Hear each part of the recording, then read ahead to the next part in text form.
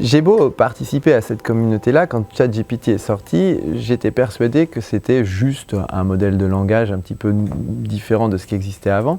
Et pour m'en assurer et en faire la preuve éclatante, j'ai voulu lui donner un certain nombre de tests qui étaient des exercices de maths un peu originaux qui étaient donnés à des collégiens au début. Et puis, je voulais m'assurer qu'effectivement, il répondait n'importe quoi. Et de fait, j'ai essayé avec un certain nombre de ces intelligences artificielles que je ne citerai pas.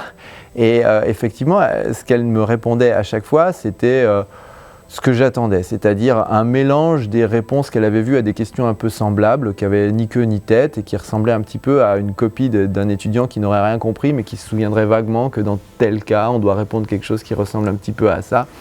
Et puis au final, c'est sans cohérence et ça mène nulle part. La plupart des algorithmes fonctionnaient exactement comme ça. Et je dois avouer que j'ai été absolument bluffé quand l'une d'entre elles, la plus connue, m'a donné des réponses qui étaient systématiquement bonnes. Et non seulement elle me donnait les bonnes réponses, mais elle m'expliquait comment elle avait construit ces réponses-là. En fait, en transformant la question que j'avais posée en un code informatique, en exécutant le code informatique. Et ça, j'ai été bluffé de voir que ça marchait en fait. Alors, est-ce qu'il faut s'inquiéter avec l'intelligence artificielle pour l'intelligence humaine ?